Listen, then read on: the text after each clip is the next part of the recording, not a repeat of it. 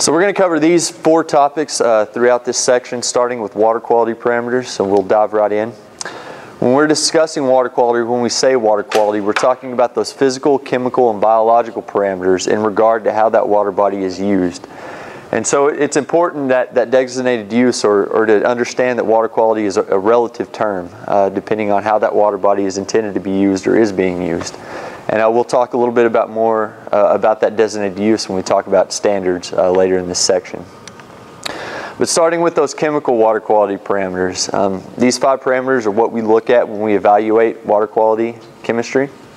And we'll talk about each one in detail, starting with EC, or electric conductivity, which is just as it sounds. It's a measure of that water body's ability to conduct electricity, which is a function of the amount of total dissolved solids within that water body, which are salts, your sodium, potassium, chlorate, carbonate, sulfate, magnesium, for example.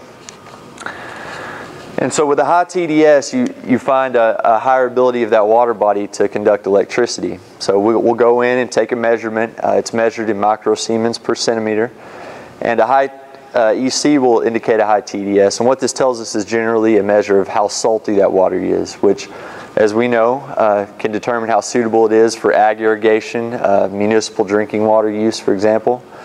And while most of these don't have any significant health risks to humans, may cause some bad taste, there are some that do, arsenic, for example.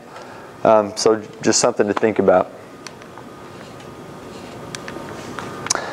pH, the second water quality parameter we look at. It's measured on a scale from 0 to 14. If you can think back to high school chemistry class, it's not long ago for some of us, maybe longer for others. A few household chemicals that we commonly find: bleach, being very basic, near the 14 end. Baking soda, also slightly basic. Tomato juice, beer, acid rain on the acidic side, around 4. And then you have your strong acids, your battery acid, hydrofluoric acid, and then pure water falls at neutral 7. Just a few others up there. Now, we measure pH because it determines how soluble or how toxic some substances are in water. It can affect, like I said, the toxicity and how they affect wildlife, for example, or other water quality parameters that we look at. So can anyone venture a guess on what's the optimum water quality pH? If you had to put a range to it. 6, 7, 5 to 9. I heard 5 to 9. It's close. 6, 7, 8. That's right on. 6.5 to 9 about. So judging by this chart, we say good water quality is somewhere between urine and baking soda. Easy way to remember it. Dissolved oxygen, moving on to our third parameter, is just that. It's a measure of O2, or the amount of oxygen that's dissolved in that water. There are several ways in which oxygen can be introduced into that system. Mass diffusion, for one. Our atmosphere is about 26% oxygen, as many of you may know. We have that mass diffusion coming in at the water surface. Also some aeration, that churning of that water, mixing the O2 and that air in when you have those ripples. And then you have some biological processes, photosynthesis, taking that CO2, putting off O2. However, although there are additions, there are also some ways that oxygen can leave a system as well. Decomposition of organic materials, for example. And this is an important one we'll touch base on when we talk about another parameter. But those plant materials and also fish, other wildlife, as they die and decompose and break down, they use up oxygen in that decomposition process. Also respiration. Plants, although they're giving off O2 when they're photosynthesizing at night, you do have some respiration, letting out of CO2. So just another way. Fecal bacteria. This is an indicator organism we look at. We have fecal bacteria in our intestines. They're found in the intestines of all warm-blooded animals, and we use them as an indicator to indicate the presence of that fecal bacteria, and with it commonly the potential presence of pathogens. So viral pathogens, bacterial pathogens, and also some parasitic pathogen potentially as well. Like I said, we measure fecal coliform and E. coli as the two primary indicators that we use here in the state. And it can be very harmful to not only our health, but also potentially health to wildlife that come into contact with that water as well. So fecal bacteria being the fourth chemical water quality parameter. Nutrients. Nitrogen and phosphorus are the two we're concerned about in this case. We find them very readily in the environment. They're essential to life, plant life, animal life. Added by us in the form of fertilizer to ag fields, our home lawns, golf courses, for example. When you find them in excessive levels, that's when you start to cause some issues, though. It can lead to a process called eutrophication, which is basically when you have an excess of nutrients, you have an excess of plant growth. And while that's good, if we remember from the DO side, they're putting oxygen back in that system, which is a good thing. That oxygen is necessary to sustain biological life. It's not sustainable. So when you have that excessive plant growth, eventually you're going to run out of nutrients, or it's not going to be able to support those plants, and they'll start to decompose. And when that happens, they're using up some of that O2, if you remember from a couple slides back. So this eutrophication can lead to a dead zone, or a zone of depleted oxygen, and basically where nothing can grow, no plant life. A lot of aquatic species won't be able to survive as well. Anyone heard of the dead zone right at the mouth of the Mississippi? The zone of eutrophication is also referred to. This is a result of what we're seeing. Yes, ma'am. Can that be corrected, and how long would it take if it was like naturally? It's highly variable. There are ways that it can be corrected. Plants are a natural sink for it, so you will over time have those plants assimilating those nutrients. Also, stream flow. If depending on the hydrology of that stream channel or pond, you can have it flushed out downstream if you have a high rainfall event. Soil's a good filter. I mean, there are so many variables there. It's hard to put a time frame on how long it would take. But yes, it's a natural process and a very dynamic process. So over time. You get a couple of things in a pond. You get algae and you get duckweed. Do those result in eutrophication? If you have excessive levels, it's all in the right balance. If you start to have an excessive amount of... Somehow by lowering the nitrogen or phosphorus in the pond? I'm sorry, your question? The nitrogen or phosphorus in the pond? Your question is, can you lower the nitrogen? Can you control the overgrowth of algae or duckweed? Yeah, absolutely. If you manage your nutrient levels within that pond, as a result, you're going to manage the amount of plant life it can sustain. So that's a very good point. Yes. And you can determine that by taking a water quality sample and judging about how much nutrients. You do want nutrients in a pond to sustain that plant life, but at optimum levels. Say again? What would you do to lower the nutrient level? Well, give it time. Let those plants act as a sink. Obviously, if you have a mechanism to drain or introduce new water into that pond, sort of flush it out, if you will. There's some additives, I think, that will help for some phosphorus to help it settle out and bind to that sediment there. But generally, time is the best measure. Thank you.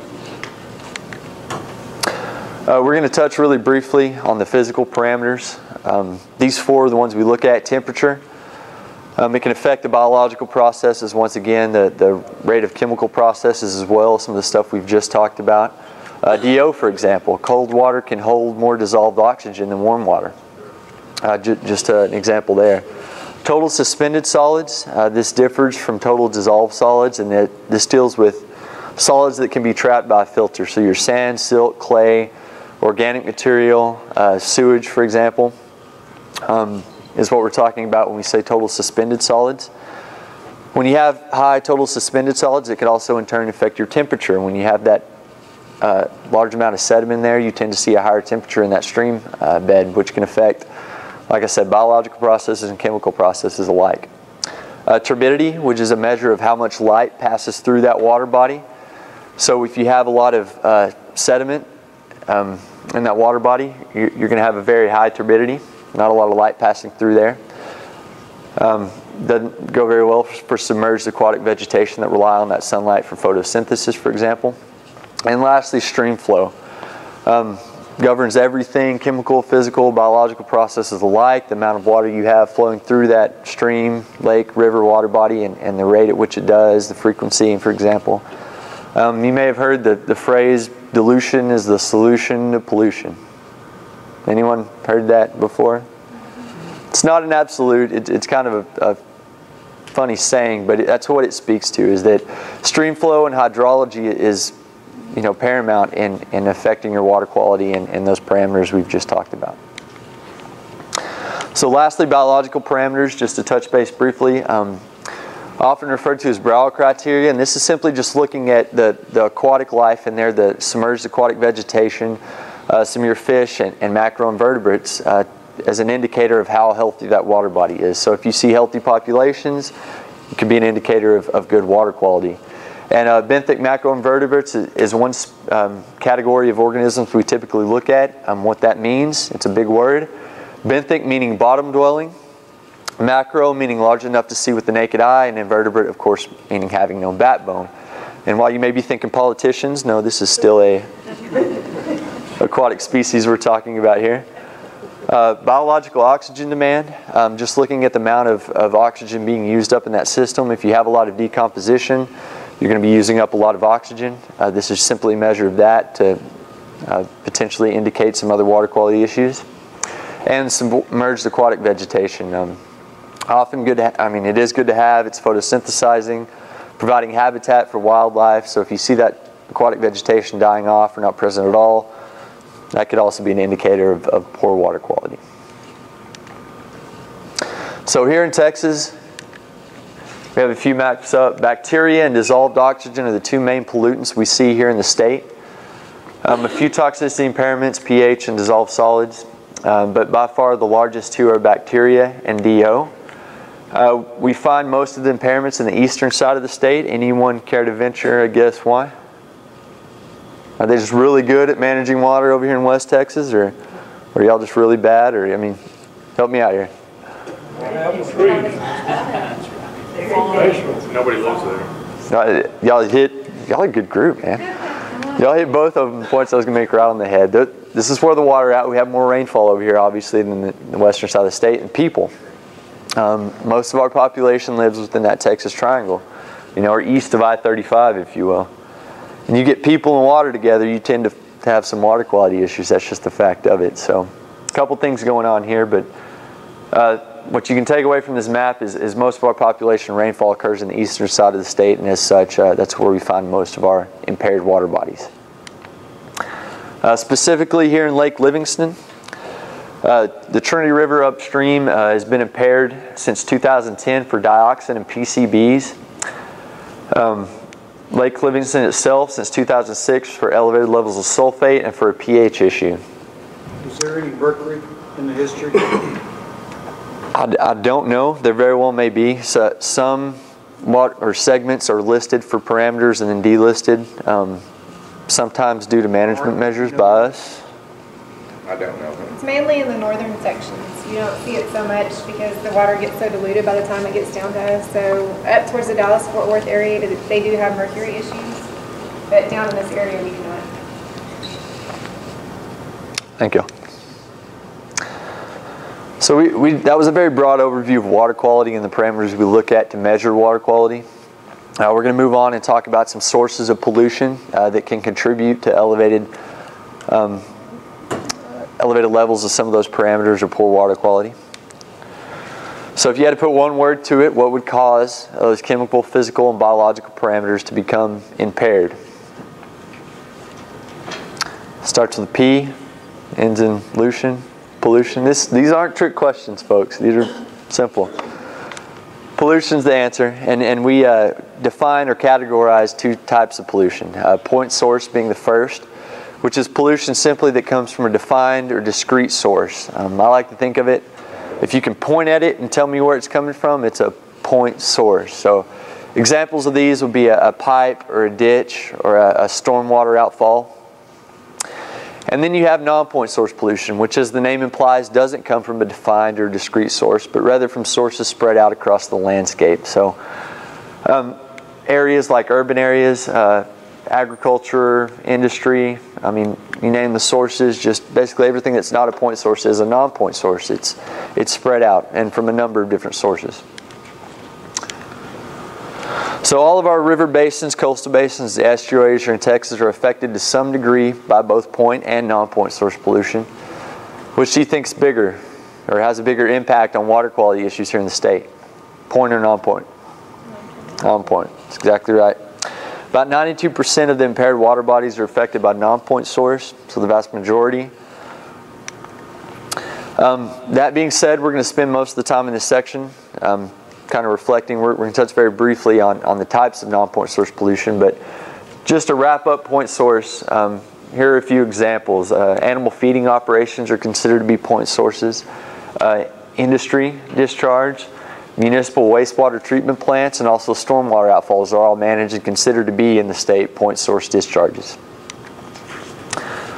Non-point source pollution, we have 4 types or 4 categories, if you will. Fecal bacteria, which we talked about, nutrients, sediment, and lastly toxic and hazardous substances. And this last one we haven't really touched on, but this deals with your petroleum products, cleaners, solvents, pharmaceuticals, pesticides, herbicides, fungicides, all those chemicals that we use so readily around the home, business, agriculture, for a number of reasons. And there are a lot of human activities, human areas that can contribute to these water quality issues or add some of these pollutants into these watersheds. Just to name a few, this is a very basic map, but just to kind of put in your head how human activity can have an impact on water quality. Urban runoff, for example, faulty landfills, discharge from there. Faulty septic systems. Here in the state, I think it's estimated 1 in 6 septic systems is expected to fail at some point in its lifetime, so around 17%. Obviously an issue in some watersheds.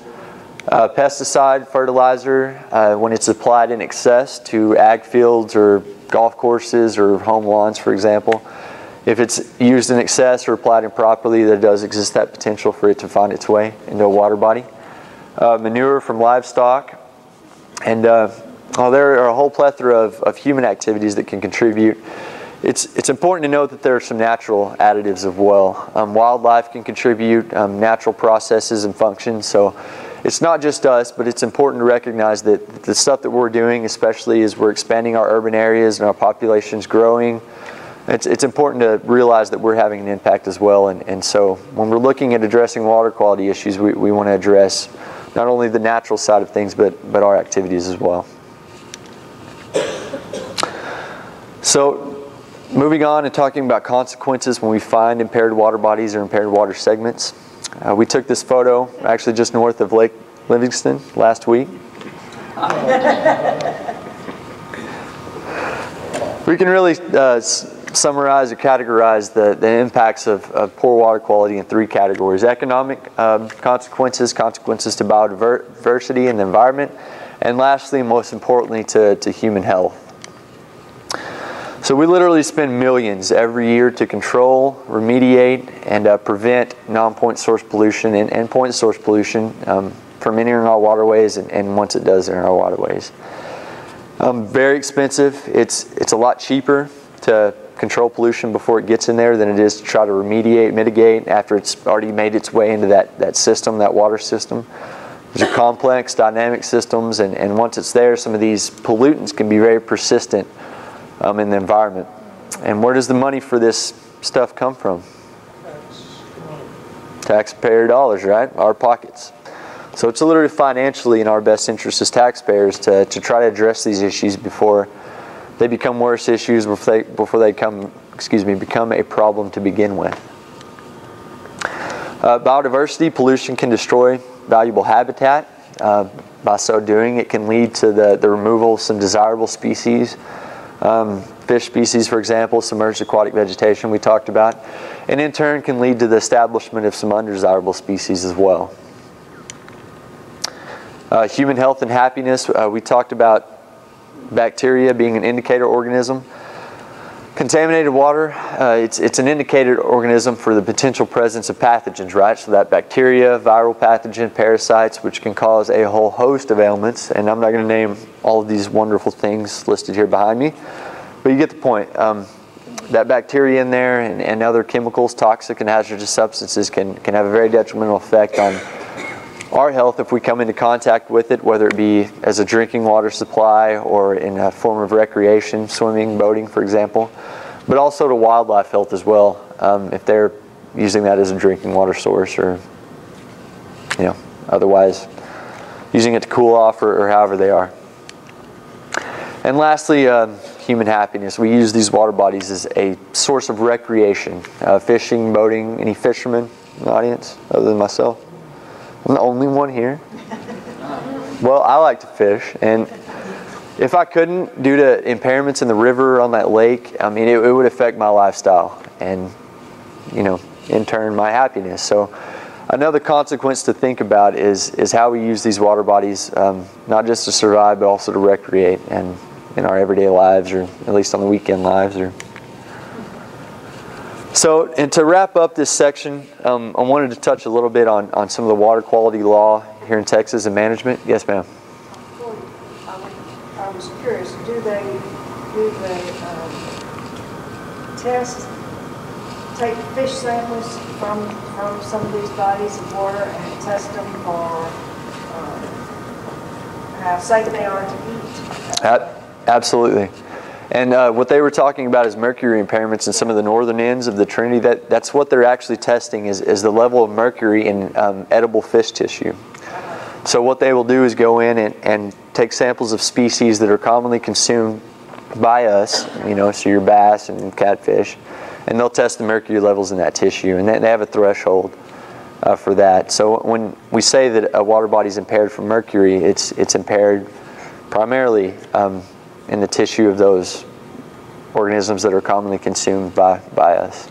So then they say, do not eat the fish here? Exactly. And they'll, do things like, Mainly mercury and not other things? when they do those fish samples, they'll test for not only mercury, but other chemicals as well. I mean, I don't know, the PCBs, dioxins. Are there any others other than the main three? They do metals in general. Heavy metals. Okay, so it's very heavily regulated. It's a human health concern, and as such, there's a lot of effort that goes into that. But as we've heard, there's a range of tests that's conducted on that fish tissue. So it's managed by the Department of State Health Services. Actually, it's the ones that actually issue the advisory. Fish that return them. Right. Or don't consume more than X so amount. Sometimes it's very limited quantities are okay, but not in excess of whatever they advise. Thank you. Sorry. no, they're great questions. Keep them coming, please.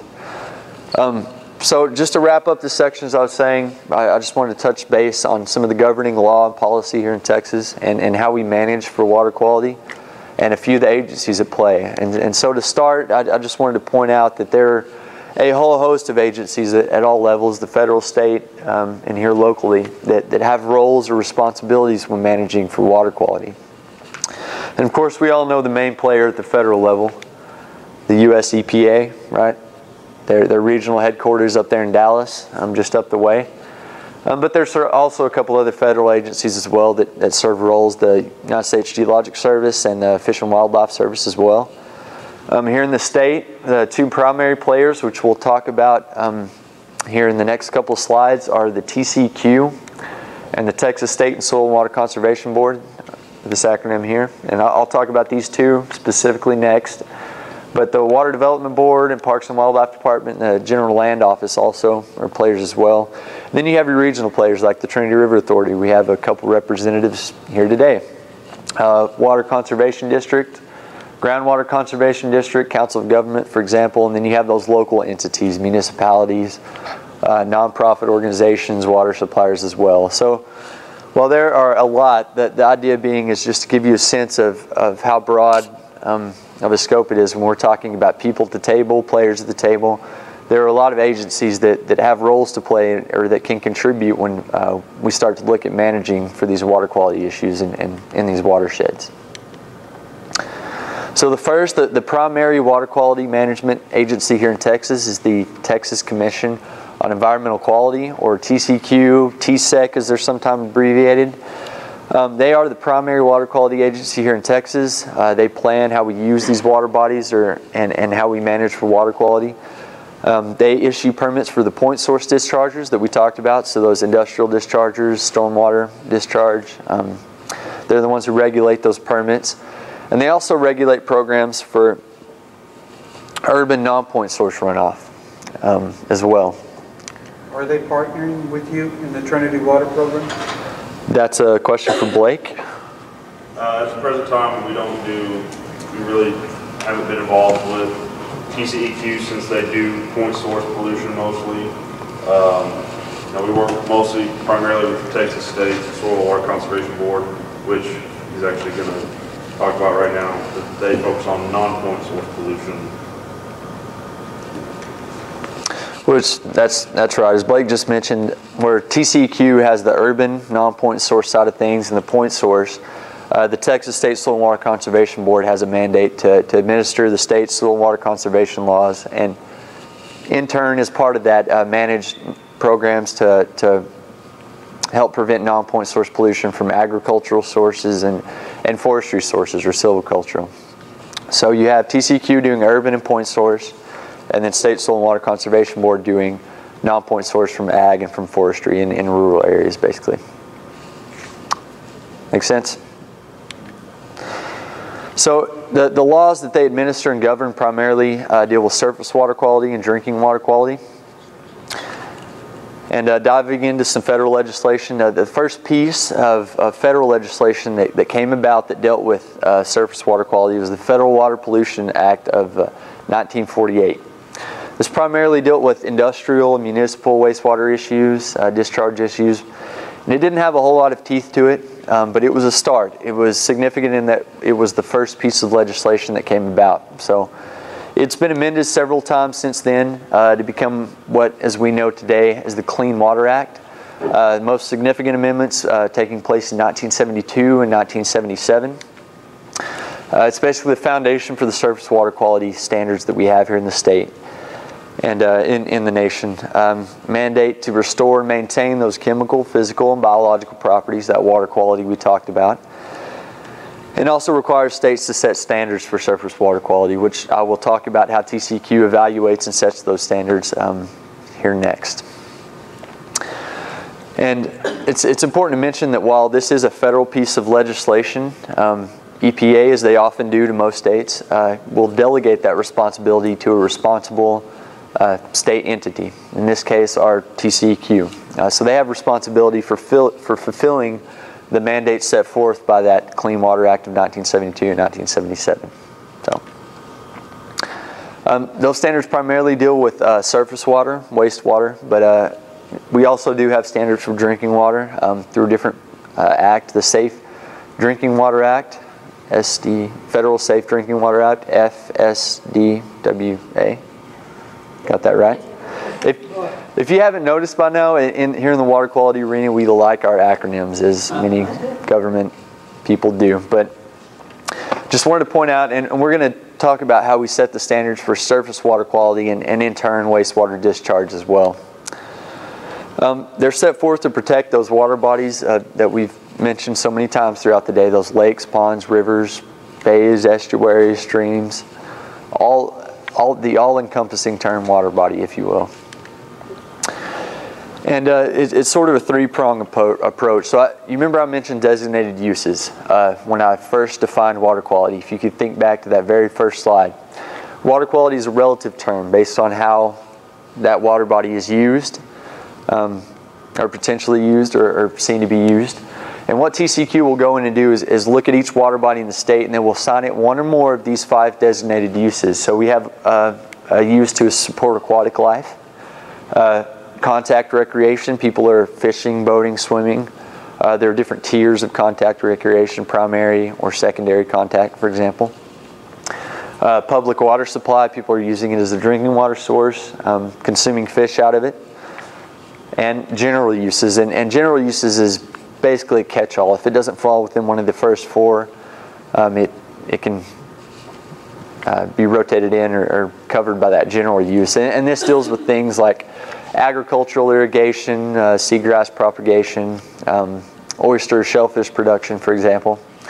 And so TCEQ will go in and assign one or more or all, maybe, of these uses to a particular water segment or particular water body. And with each one of these uses comes a different set of standards for each one of the parameters we talked about earlier. Physical, chemical, biological parameters. And while the most stringent are going to be the ones dealing with human health, so your contact recreation, public water supply, fish consumption, for example. And then some lesser standards for stuff like ag irrigation. Obviously, it doesn't need to be cleaned up quite to the same degree if it's only being used for irrigation as it does for public water supply, human consumption. So TCEQ will assign the uses.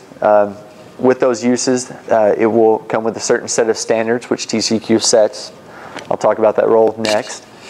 And lastly, there's a mandate or an anti-degradation policy, which basically in short means that if we have clean waters or a water body that's nearing impairment, you're just not going to let it get any worse than it is. So it requires that states take steps to keep clean waters clean or marginally impaired waters from becoming worse or further impaired. So TCEQ, as I mentioned, defines how these water bodies are used. They assign those designated uses. Develops water quality standards for each use. And they reevaluate the water quality standards every 3 years. So there is a mechanism in there for going back and looking at the standards and saying, are they still appropriate? Has there been new sciences developed, maybe new testing techniques? Do we need to revise some, lower them, raise them? It's just a mechanism to go back in there and make sure that we've got it right and we don't need to change anything. So in addition to TCEQ's responsibilities for assigning these uses and setting these standards, they're required to report back to EPA, to the federal government, that we're making progress or at least looking at what we need to do next. And they do so in a report that we call the Texas Integrated Report. And what this does is evaluates looks at all of the water bodies in the state and reports back to EPA on the status of those water bodies. And it can range 1 of 5 categories they can assign to each water body, ranging from completely clean, no issues, to Category 5, it's impaired for 1 or more uses. And when you get to Category 5 and it's been listed as impaired, that's when you get on the dreaded 303D list. And we've heard that term earlier today, and this is what they're talking about. And 303D simply is Section 303D of that Clean Water Act, dealing with those impaired water bodies and requiring this list. And this is the list you don't want to be on if you're a water body. If you're impaired, if you're in bad shape, this is where you go. And once you're on that list, it requires that the state take action to improve that water body or get it delisted, address that impairment within a certain time frame, which is 13 years. They have to take action. The state has to take action within 13 years of its listing to address these water quality issues. So those 5 categories of attainment within that report, as I mentioned, Category 1, meaning you're A-OK, no water quality impairments, you're meeting all the standards for all the uses for that water body. Great job, pat on the back, check mark, gold star. Category 2 and 3 deal with the level of data that we have available. It's important to note, Texas is a big state. Remember, as we heard from Jennifer's presentation, and we don't have anywhere near the amount of manpower or resources to evaluate the 191,000 miles of rivers and stream that we have in the state on a continuous basis. So we do targeted monitoring and we evaluate which water bodies are more of a priority. Obviously those that are sources of drinking water are going to take priority if they have issues over a creek that no one swims in or fishes in. Galen, when you say we, who are you referring to? We as a whole, as a state. TCEQ are the ones who are going to go in and assign these uses. So they will, through a partnership, collect data. There are entities, river authorities, for example, that aid and assist in collecting water quality data, but they're the ones that assign the impairment, set the standards, and assign it one of these 5 uses. And I just want to make the point about, you know, not every water body in the state is monitored each year on a continual basis. It's just very expensive, and we don't have the manpower simply to do so. Sir? Are these reports available to us? Absolutely. If you Google Texas Integrated Report, TCQ, or 303D list, TCQ, the first links that come up will lead you right to this site. Are they pretty readable? They're readable. The list itself is in PDF, so it breaks it out by river basin, and it can be kind of cryptic by the code. But I believe TCQ on their website has a search function where you can search for impairment, either through a viewer, which you can look at a map and look at your area specifically, and it'll show you which segments are impaired. And by clicking on some of the layers, it'll show you what it's impaired for and some other stuff. I'm not 100%, I haven't been on there and played with this feature, but I think you can even search by county or by river basin. Anyone know any more information? By river basin, so like how they were showing that we're in the Trinity Basin, so because the document is just so large, they actually do break it out by river basin. Or you can, they kind of split it up into different ways you can view the data. But basically it's just a long list of all of the assessment units and, well, all the segments, and then broken up into smaller Will assessment units be identified by the name of our little creek that flows through our property? Right, and since it's a PDF, you can just search, you can search Trinity, you can search the number if you use the segment number, and since Trinity is river basin 8, they all start with 08 something. So that's kind of the giveaway if you're... So if I search for Parker Creek, they might tell me what unit number it is? Right, like you could search like Richland Creek, or anything. You search by name and it'll come up, and then under each one of those it'll tell you what it's listed for, when it was listed.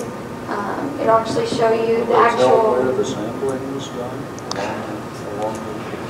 No, but you can go to the Trinity River Basin. Yeah, Trinity, you can go to the Clean Rivers Program website, and because most of the monitoring is done by river authorities and other partners, and they actually have a really good website that you can look on a map and you can search that way. I find their website to be better than to search from what I would consider the average user, not just searching the list. I think it's easier to find what you want. It'll show you, it'll tell you how many sites, it'll say what they're monitoring for, and things like that. And every year, all the Clean Rivers Program partners actually go through and they decide, do we still need to keep all these sites? Do we need to add sites here? Do we not need to monitor for these certain parameters and things like that? So, sorry, I kind of... No, excellent. Thank you.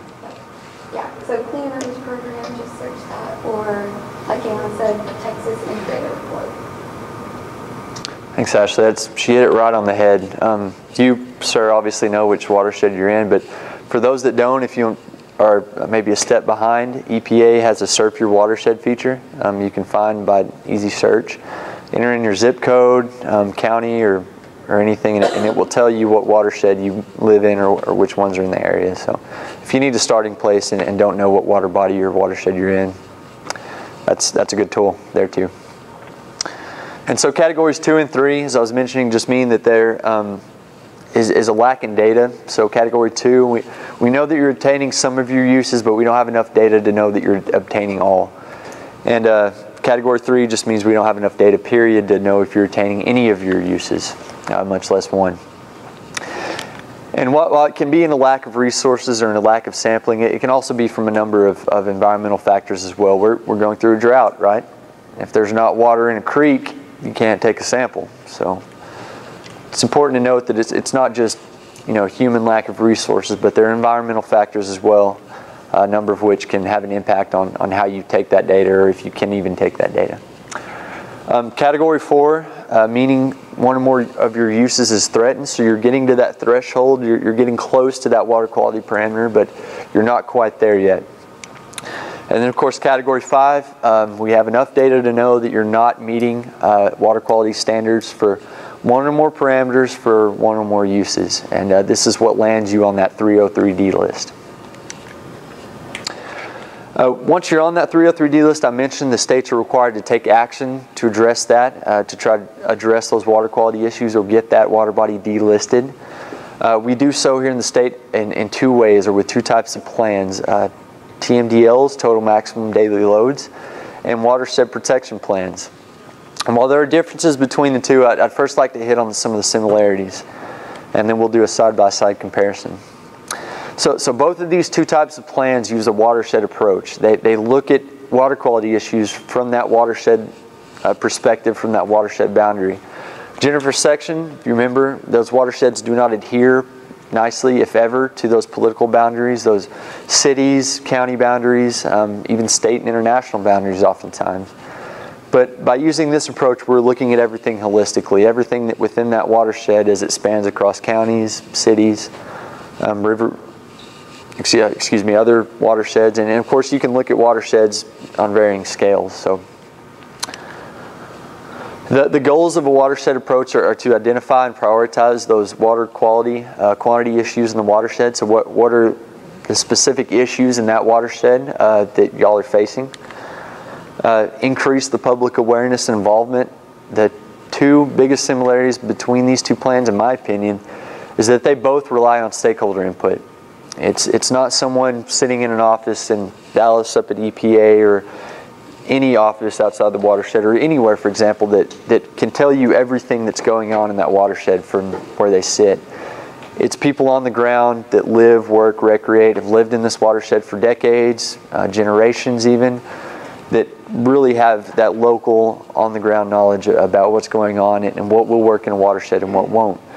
So while you have that expertise from those people in TCEQ, EPA, and these agencies that you know specialize in this stuff, without that local input, you're not going to be able to develop as effective of a plan as you could otherwise. So, and this public awareness and support is really what I'm speaking to here, where the rubber meets the road, if you will. Coordinate those efforts with all of the agency partners we talked about earlier, those federal, state, local, regional players. There's a lot of people, and when you start to address these water quality issues, you want to make sure that everyone's engaged and at the table. If you leave someone out, or maybe there's a perspective they can bring to the table that wouldn't otherwise be there, or even resources. So, and then of course you want to measure your success as you go through monitoring, coordinated monitoring to see how well you're doing. Obviously, the best goal of the end result, anytime you implement one of these plans, is to see a reduction in stream, to see a drop in that water quality parameter that you're looking at. So benefits of it considers all the activities that are going on in a watershed, not just those in a specific city or county, but throughout the watershed or basin. It integrates all aspects, not just the science side of things, your chemical, physical, and biological parameters, but also social aspects as well, economical factors, and factors everything as a whole into that decision-making process. It also considers the local stakeholder input, which I was hopefully trying to stress and successfully did, that it's such an important part of these planning processes. And lastly, it recognizes a varied use for water bodies and a very broad use, not just for looking at water quality in terms of public water supply, but also addressing these issues for those that are using it for ag irrigation or for recreation, for example, or to support wildlife, just to name a few. So while those are some of the similarities, and this is a very broad overview of both of these plans, here's a couple of the differences. TMDLs are regulatory. They're required under that Clean Water Act and required by TCEQ. There are regulatory means to address water quality issues in a water body, whereas watershed protection plans are voluntary, they're community-driven. And the next major difference is TMDLs focus on a specific pollutant. You develop a TMDL, or total maximum daily load, which is simply a calculation on how much load that water body can assimilate for a single pollutant.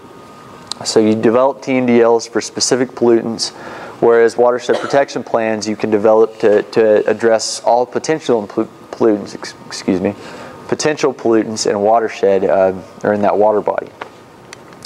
And lastly, when you develop a TMDL, because it is regulatory, it's only developed for water bodies that are on that 303D list, that are impaired for one or more of those uses, Category 5, if you remember from a few slides back.